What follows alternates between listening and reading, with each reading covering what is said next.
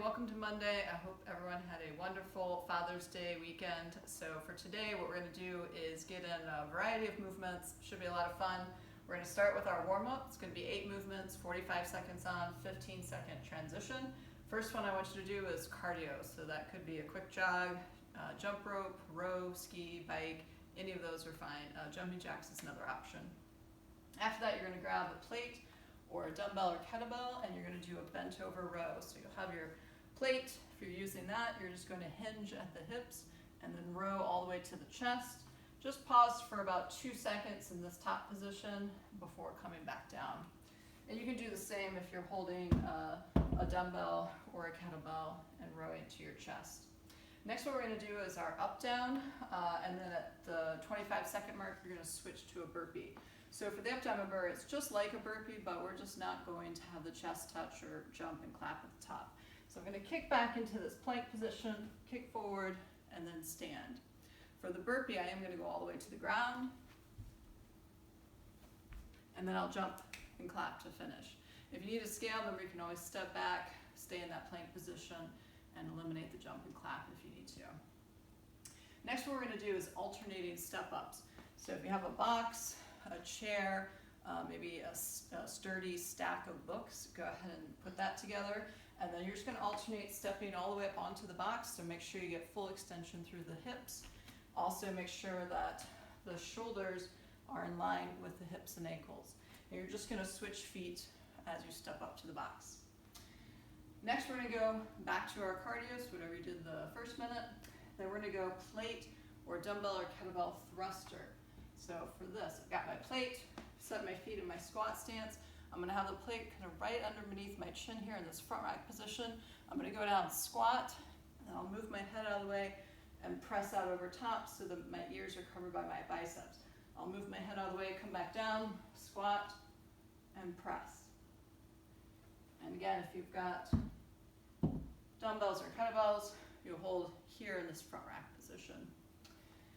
Next what we're going to do is box jumps. So same idea as the step-ups. I'm going to take about a foot width distance away from the box. I'll push my hips back. I will jump up onto the box and then stand all the way up before I come back down.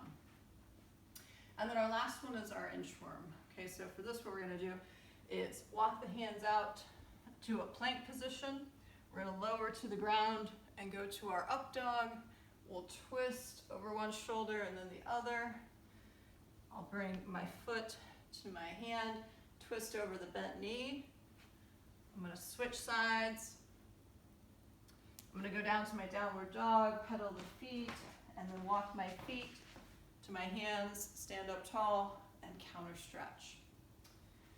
After that, if you need to, take about 5 minutes to warm up to your working weight if you're doing bent over rows and or thrusters with your dumbbells or kettlebells. So for the WOD, what we're going to do is 40 seconds on, 20-second transition. There's going to be 5 rounds of each, so 10 minutes for this first part.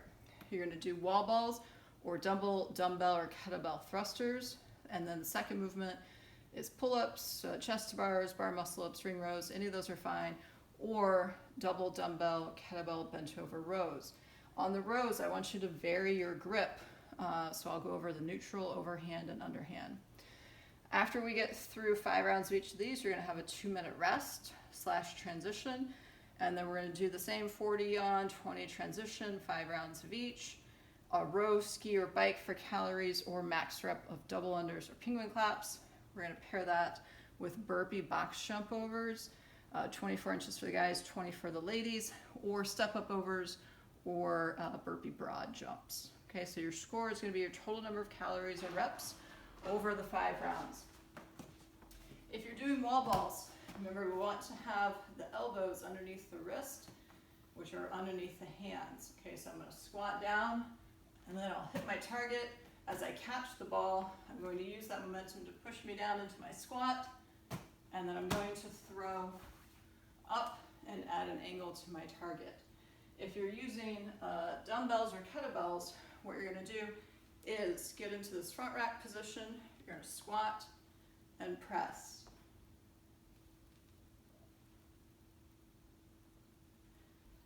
On the pull-ups, chest bar, bar muscle ups. Do whatever you like to practice for the 40 seconds. On the ring rows, or if you're doing double dumbbell or kettlebell rows, I want you to vary your grip. So you're going to go into this hinge position with your weights. This is our neutral grip, where the palms face each other. We can also go overhand grip, where the palms face me. And then we can go underhand, where the palms face out. Okay, so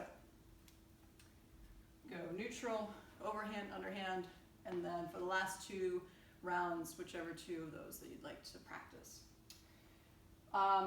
For the row ski bike for cows, again, just try to get as many calories as possible during that 40 seconds. If you're doing double unders, max number of reps, or if you're doing penguin claps. For the burpee box jump over, what's going to happen is you're going to have your box set up. You're going to be facing the box. Make sure that your chest can touch and that your head is going to be behind the box. So I'm going to go back, burpee, come up, and then jump or step up over the box. And then I would burpee, jump, or step up over the box. Okay?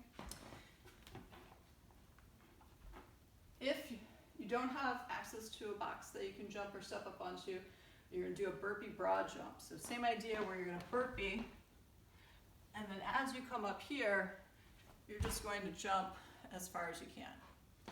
Okay. Again, scores total number of counts and reps over the 5 rounds.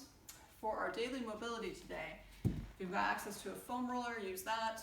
Otherwise, you can stretch for 5 minutes. We're going to start with the lats. So in this, I just want you to lean over to one side and hang out on the back there. You can switch at 30 seconds to the other side. We're then going to go into the hamstrings. So just underneath the legs here, you can go back and forth. And then we'll go into the calves for 1 minute. Again, I like to rotate my feet to get the whole calf area. Next, I'm going to go into the quads.